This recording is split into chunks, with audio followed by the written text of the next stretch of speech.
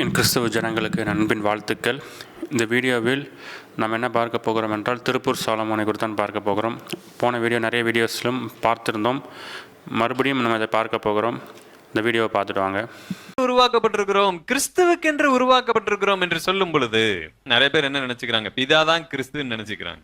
இல்லை, பிதா கிறிஸ்துவாய் இருந்தால் இந்த வசனம் பாருங்க, 1 கொரிந்தியர் 8:6, பிதாவாகிய ஒரே தேவன் நமக்குண்டு, அவராலே சகலமும் உண்டாயிருக்கிறது, அவருக்கென்று நாமும் உண்டாயிருக்கிறோம், இயேசு கிறிஸ்து என்னும் ஒரே கர்த்தரும் நமக்குண்டு, அவர் மூலமாய் சகலமும் உண்டாயிருக்கிறது, அவர் மூலமாய் நாமும் உண்டாயிருக்கிறோம்.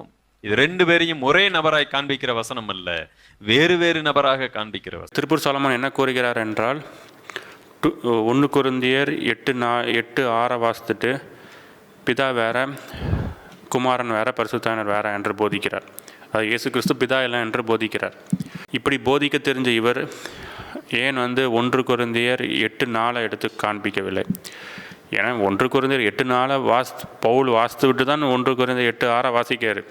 அப்படின்னா 1 கொரிந்தியர் 8:4 ஸ்ட்ராங்காக இருந்துட்டு தான் 6 வாசிக்கணும். 1 கொரிந்தியர் 8:4 என்ன கூறுகிறார் என்றால், விக்கிரகமானது ஒன்றுமில்லை என்றும் ஒருவரை அன்றி வேறொரு தேவன் இல்லை என்றும் அறிந்திருக்கிறோம். வானத்திலேயும் பூமியிலேயும் தேவர்கள் இனப்படுகள் உண்டு. இப்படி அநேக தேவர்கள் அநேக கர்த்தாக்களும் உண்டாயிருந்தாலும் பிதாவாகிய ஒரே தேவன் நமக்கு உண்டு அப்படின்னு சொல்கிறாரு. ஒரே தேவன் தான் நமக்கு உண்டுங்கிற ஸ்ட்ராங்காக சொல்லிட்டு, அவரால் சகலமும் உண்டாயிருக்கிறது, அவருக்கென்ற நாமும் உண்டாயிருக்கிறோம், இயேசு கிறிஸ்து என்னும் ஒரே கர்த்தரை நமக்கு உண்டு, அவர் மூலமாய் சகலமும் உண்டாயிருக்கிறது, அவர் மூலமாய் நாமும் உண்டாயிருக்கிறோம் என்று கூறுகிறார். அப்படின்னா இங்கே பவுல் தெளிவாக என்ன சொல்கிறாரு? இயேசு கிறிஸ்து அந்த ஒரே தேவன் என்று கூறுகிறார். இயேசு கிறிஸ்தான் பிதா என்பதை கூறுகிறார்.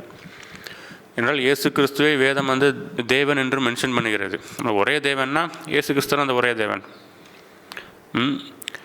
அதைத்தான் திரும்ப பவுல் சொல்கிறார். ஆகிலும் இந்த அறிவு எல்லாரிடத்தும் இல்லை, சிலர் இன்றைக்கும் விக்கிரகத்தை ஒரு பொருள் என்று எண்ணி விக்கிரகத்துக்கு படைக்கப்பட்டதை புசிக்கிறார்கள்.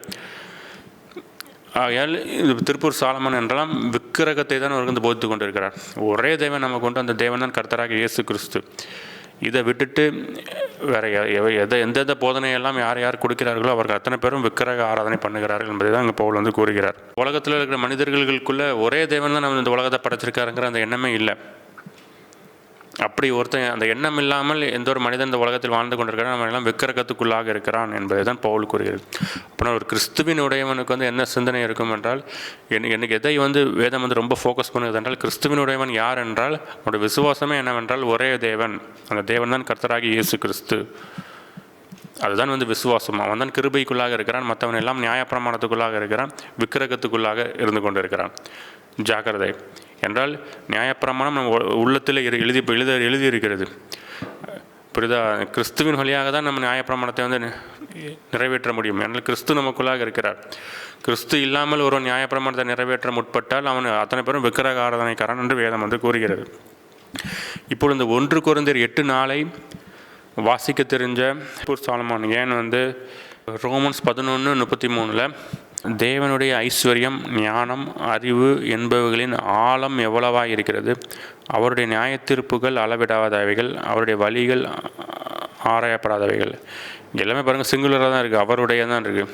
இப்போ இவர் வேறு அவர் வேறுனா அவர்களுடையன்னு வந்திருக்கணும் அப்படின்னு சொல்லிட்டு அடுத்தது பாருங்கள், கர்த்தருடைய சிந்தையை அறிந்தவன் யார், அவருக்கு ஆலோசனைக்காரனாக இருந்தவன் யார். எவ்வளோ அழகாக பவுல் சொல்கிறாரு. இப்போ திருப்பூர் சாலமோன் என்ன சொல்கிறாருன்னா, பவுல் தப்பாக சொல்லிட்டாரு. கர்த்தருடைய சிந்தையை அறிந்தவர் பிதா, அவருக்கு ஆலோசனைக்காரனாக இருந்தவர் பிதா, பிதாவுக்கு ஆலோசனைக்காரனாக இருந்தவர் குமாரன் அப்படின்னு சொல்கிறாரு திருப்பூர் சாலமோன். நான் பவுல் என்ன சொல்கிறாரு? கர்த்தருடைய சிந்தையை அறிந்தவன் யார் அப்படின்னா, கர்த்தருடைய சிந்தையை யாருமே அறிய முடியாது, ஏன்னா அவர் ஒருத்தர் தான் அப்படிங்கிறத பவுல் சொல்கிறாரு. அவருக்கு ஆலோசனைக்காரனாக இருந்தவன் யார்னு பவுல் கேட்குறார். அப்படின்னா அவருக்கு ஆலோசனைக்காரனாக இருக்கிறதுக்கு யாருமே முடியாது, ஏனென்றால் அவர் தான் ஒருத்தர் தான் என்பதை தான் பவுல் இங்கே எம்ஃபசைஸ் பண்ணுறாரு. ஆனால் திருப்பூர் சாலமோன் என்ன கொண்டிருக்கிறார் என்றால், அவருக்கும் ஆலோசனைக்காரராக ஒருத்தர் இருக்கார், கர்த்தருக்கும் ஆலோசனைக்காரராக ஒருத்தர் இருக்கார், கர்த்தருடைய சிந்தனையை அறிந்தவரும் ஒருத்தர் இருக்கார், அவர் தான் பிதான்னு போதிச்சு கொண்டு இருக்கிறார். எவ்வளோ பாருங்கள், வேதத்துக்கு எதிராக அவர்கள் போதிக்கிறார்கள் அப்படின்னு எல்லாத்தையும் சொல்லிட்டு தான் அடுத்தது பாருங்கள், தனக்கு பதில் கிடைக்கும்படி முந்தி அவருக்கு ஒன்றை கொடுத்தவன் யார் இன்னும் பவுல் கேட்காரு. ஒருத்தரும் கொடுக்கல, ஏன்னா அவர் ஒருத்தர் தான், அவர் தான் சகலத்தையும் படைத்திருக்கிறார். பவுல் இது பண்ணுகிறார். ஆனால் திருப்பூர் சாலமோனோ தனக்கு பதில் கிடைக்கும்படி முந்தி ஒன்றை கிறிஸ்துவுக்கு கொடுத்தவர் பிதா அப்படின்னு போதிச்சு கொண்டு இருக்கிறார். இயேசு கிறிஸ்துவுக்கு கொடுத்தவர் அந்த பிதான்னு போதிச்சு கொண்டு இருக்கிறார். எவ்வளவு தவறாக அவர்கள் போதிக்கிறார்கள். இவர்களை விட்டு நீங்கள் விலகுங்கள் விசுவாசிகளே, உங்களுக்காக தான் நான் பேசி கொண்டிருக்கிறேன். சகலமும் அந்த திருப்பூர் சாலமனும் மனம் திரும்பட்டும். அடுத்தது அவர் சொல்லிட்டு அடுத்தது பாருங்கள், சகலமும் அவராலும் அவர் மூலமாயும் அவருக்காகவும் இருக்கிறது, அவருக்கே என்றென்றைக்கு மகிமை உண்டாதாக ஆமேன் அப்படி சொல்லிட்டுங்க பாருங்கள். சகலமும் அவராலும் அவர் மூலமாயும், அங்கே என்ன பார்த்தோம், கிறிஸ்து மூலமாயும். அப்படின்னா அவர்னா அப்படின்னா அந்த கிறிஸ்து தான் யார்? பிதா தான். அவராலும்னா பிதா தான். இந்த பிதா அப்படின்னா அவர் மூலமானா எல்லாமே அவர் தான், வேறொருவர் மூலமாயின்னு கிடையாது.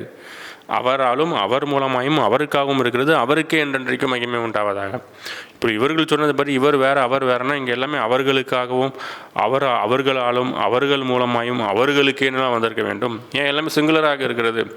எல்லா இடத்துலையும் நீங்கள் வசனத்தை பாருங்கள், கம்ப்ளீட்டாக எல்லாமே சிங்குலராக தான் இருக்கும். பவுலை பாருங்கள், எல்லா லெட்டர்ஸ்லுமே எப்படி எழுதுவார் என்றால், நம்முடைய பிதாவாகிய தேவனாலும் கர்த்தராகிய இயேசு கிறிஸ்துவினாலும் உங்களுக்கு கிருபையும் சமாதானமும் உண்டாவதாக அப்படின்னு ஒரு வசனத்தை சொல்லிட்டார். சொன்ன உடனே இங்கே 2 தான் எழுதுகிறார். ஆனால் இவர் வேறு அவர் வேறுன்னு திருப்பூர் சாலமன் வந்துட்டார். திருத்துவக்காரங்க ஃபுல்லாக வந்துட்டாருங்க.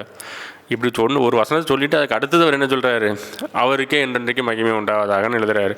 அவர் இப்பிரபஞ்சத்திலிருந்து உங்களை விடுவிக்க வல்லவராக இருக்கிறார், அவர் தான் எழுதுகிறார். அடுத்தது எல்லாமே எல்லா நீங்கள் லெட்டர்ஸும் எடுத்து கீழே அடுத்தடுத்த வசனத்தை வாசித்து பாருங்கள்.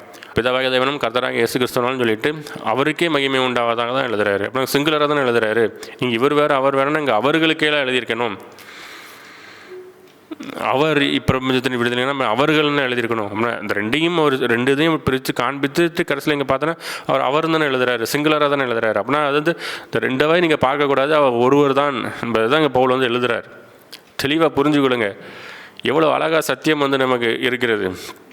இந்த சத்தியத்தை விட்டுட்டு நீங்கள் வேத வசனத்தை வாசிக்காமல் விட்டுட்டு திருத்தோம்ன்ற அந்த நோக்கத்தோடே வேதத்தை வாசித்தீங்கன்னா அப்புறம் எல்லாமே உங்களுக்கு தவறாக தான் தெரியும். நீங்கள் விக்கிரக ஆராதனைக்கு நேரம் தான் சொல்வீர்கள். ஏனென்றால் இப்பொழுது பிசாசானவன் வந்து என்ன பண்ணி கொண்டு இருக்கிறான் என்றால், வசனத்தை வச்சு தான் அவங்களை வஞ்சித்து கொண்டு இருக்கிறான். தெளிவாக புரிஞ்சு கொள்ளணும். ஏனென்றால் எல்லாருமே வேத வசனத்தை வாசிக்கிறது பிசாசை அறிஞ்சு கொண்டதுனால வசனத்தை எடுக்காமல் நம்ம யாரையும் வஞ்சிக்க முடியாது அப்படின்னு அவன் தெரிந்து கொண்டு அவன் வசனத்தை வச்சு தான் அவங்களை வஞ்சிப்பான். ஒவ்வொரு வசனத்தையும் எடுத்து அந்த வசனத்தை வச்சு அவங்களை வஞ்சிச்சிரும். அதில் ரொம்ப ஜாக்கிரதை. ஒரு வசனம் இருக்குன்றால் அந்த வசனத்துக்கு இன்னொரு வசனம் லிங்கிங்காக இருக்கும். அந்த லிங்கிங் வசனத்தை எல்லாத்தையும் வாசித்து நீங்கள் இருக்கும்போது தான் நீங்கள் விடுதலை ஆக முடியும். அப்படி சத்தியத்தை நீங்கள் அறியும் போது தான் நீங்கள் விடுதலை ஆக முடியும். மகள் தயவுக்கு சத்தியத்தை அறிந்து கொள்ளுங்கள். ஒரே சர்வ வல்லமையுள்ள தேவன், சர்வ வல்லமையுள்ள பிதா உங்களுக்காக மாம்சத்தில் வந்து வெளிப்பட்டு மரித்திருக்கிறார். இதை நீங்கள் விசுவாசித்து எல்லா விதமான உன்னத ஆசீர்வாதங்களையும் நீங்கள் பெற்றுக்கொண்டு வாழுங்கள். ஆமேன்.